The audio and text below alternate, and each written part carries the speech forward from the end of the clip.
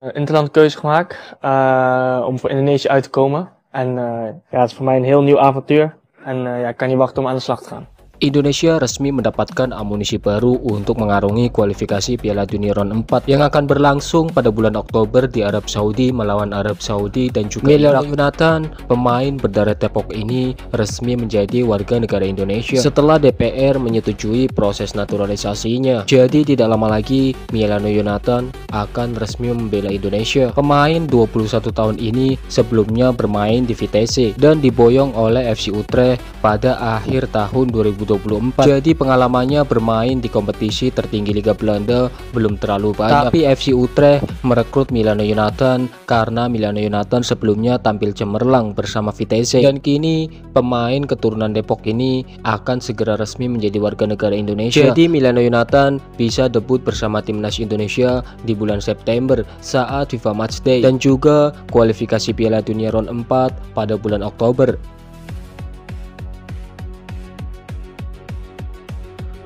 Bersama FC Utrecht, Emiliano Yonatan sering dipasang sebagai winger kanan. Kaki terkuat Emiliano Yonatan adalah kaki kiri, sehingga Emiliano Yonatan sering diplot sebagai winger kanan. Meskipun Emiliano Yonatan juga bisa bermain sebagai attacking midfielder.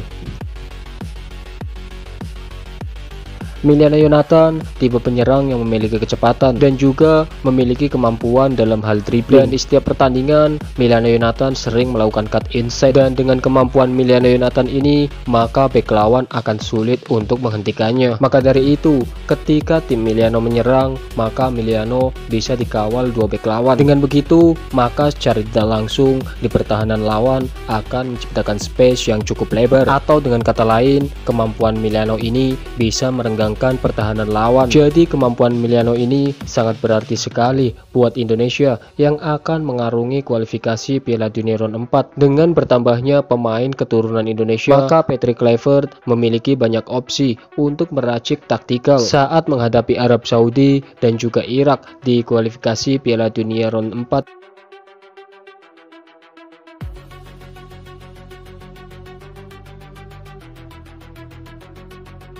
Emiliano Yonatan adalah pemain yang pandai mencari ruang ketika ia bergerak tanpa bola, dan itu terlihat ketika Emiliano Yonatan membela FC Utrecht. Terlihat pergerakan tanpa bola atau off the ball movement Emiliano sangat baik sekali. Emiliano Yonatan tahu bagaimana mencari ruang dan juga menciptakan space, dan kemampuan Emiliano Yonatan ini tentu cukup bermanfaat sekali untuk skuad timnas Indonesia. Apalagi usia Emiliano Yonatan yang masih relatif muda, jadi ada potensi untuk berkembang lebih baik lagi.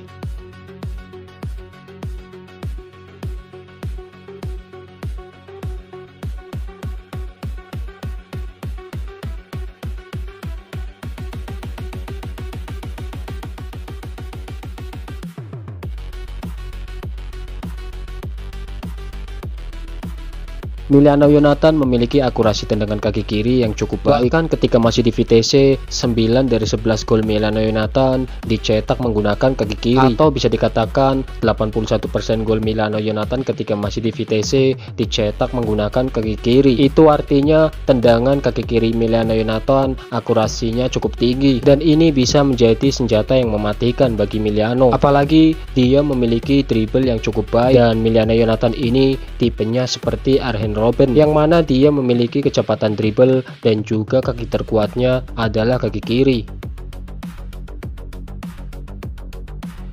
Dan tidak hanya mencetak gol saja, kaki kiri Emiliano Yonatan juga memiliki akurasi yang cukup baik ketika melakukan early cross, dan ini kelebihan lain yang dimiliki oleh Emiliano Yonatan. Jadi Indonesia sangat beruntung sekali nih mendapatkan Emiliano Yonatan, apalagi usianya masih sangat muda. Jadi kemungkinan dia masih bisa menjadi lebih baik lagi jika Emiliano Yonatan mampu mendapatkan menit bermain yang banyak bersama FC Utrecht.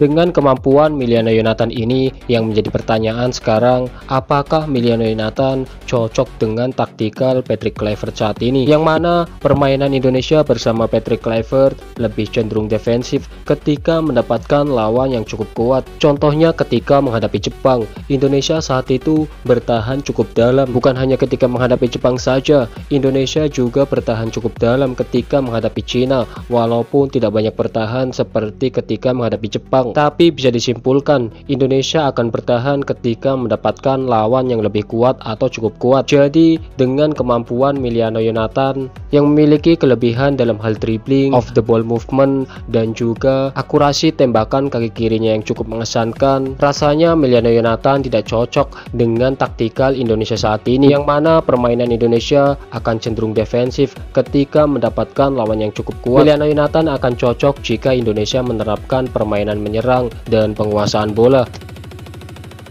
Jadi kesimpulannya, Patrick Kluivert nampaknya harus segera menemukan taktikal baru dengan kedatangan Emiliano Yonatan, karena bagaimanapun juga di kualifikasi Piala Dunia Round 4 Indonesia harus membuat game plan baru, tapi tidak merubah permainan secara radikal, dan Patrick Kluivert harusnya menganalisis pertandingan Indonesia sebelumnya. Jadi dia tahu di mana kekurangannya yang nantinya bisa diperbaiki untuk bekal kualifikasi Piala Dunia Round 4. Apalagi Indonesia memiliki kesempatan untuk uji coba di FIFA Matchday. Jadi Patrick Kluivert harus membuat game plan baru yang tentunya cocok dengan gaya permainan Emiliano Yonatan.